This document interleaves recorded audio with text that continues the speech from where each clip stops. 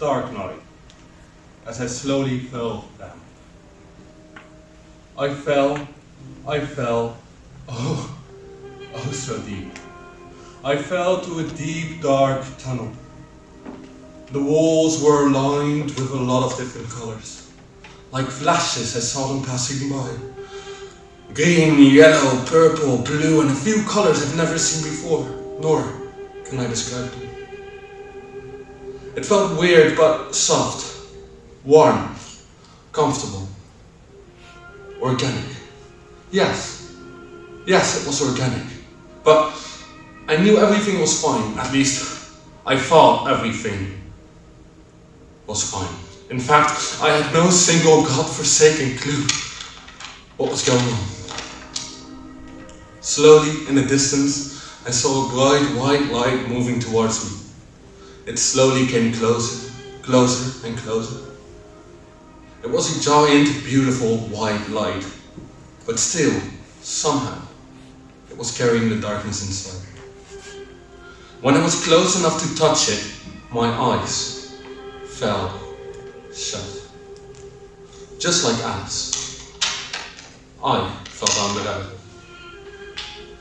As I opened my eyes, I saw a world consisting of millions of stars, everlasting mountains, the soft, comforting light of the moon, and many other things. I felt love was warming my heart, and that fear was climbing through my veins. It was not that kind of fear that drags you down into the mud, or the one that kicks you way up in the sky. It was just the right amount to keep you pondering, just for a little while, before falling asleep. And that I did. I woke up by the soft sound of the singing birds, a breeze through the trees, and a few ants walking across my face. When I looked around, I saw a completely different world. It was just as beautiful as before, but in a completely different way. There was just more life going around. When I looked in front of me, I saw the mountains from a different angle than I did last night. At the foot of the mountains, I saw a small, humble village. As I slowly walked closer to the village, I noticed the life, joy, and happiness carefully surrounding me. The village was quite beautiful. It was the kind of village you could get lost in. Not because of its size, but because it has everything one would ever need. It has everything one would ever want. As I walked into the village, I immediately noticed the nice and honest smiles on the faces of the villagers. Yeah, they did not really seem to notice me, but they were all busy with their daily chores, so I could not blame them.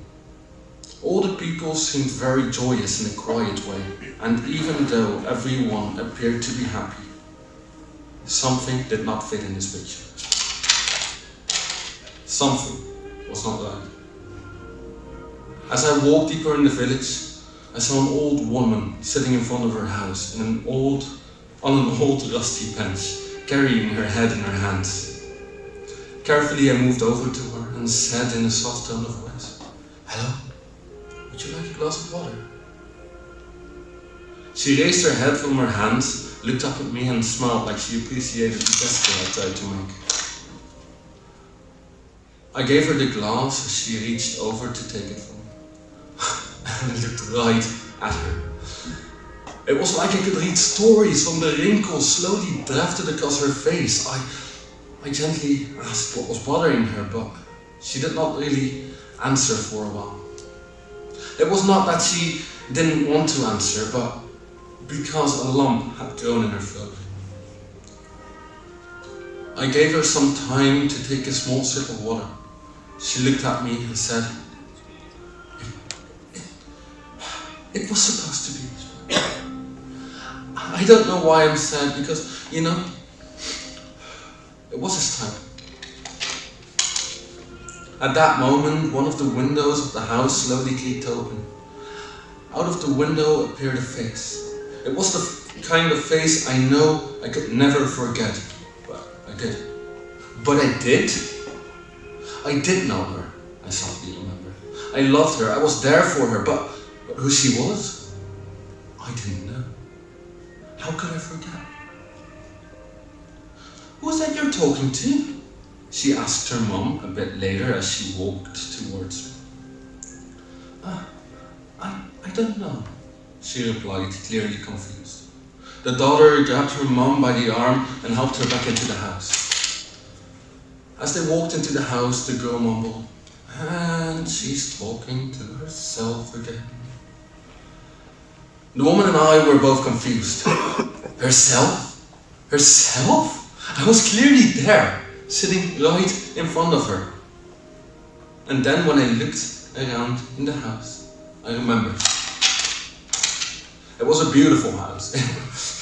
It was the most beautiful house. The table was handmade out of oak, just like the chairs. It was covered in candles with an extremely cozy living room.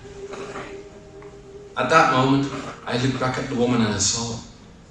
How could I forget? She was the most beautiful woman I've ever seen. Since the first moment her feet touched the earth, I was in love with every breath she took, every word she said, and everything she did. Her name was Amelia. And I will never forget again. And of course, my daughter Ada. All my memories were slowly coming back. I walked over to Amelia, put my hand on her shoulder, kissed her forehead and said, "Amelia, you were everything to me, but I have to go now. Please don't worry, because you'll never have to be alone. We will always be together. Together we are one, as it's always been." A teardrop slowly rolled down her cheek as I walked away to meet her again.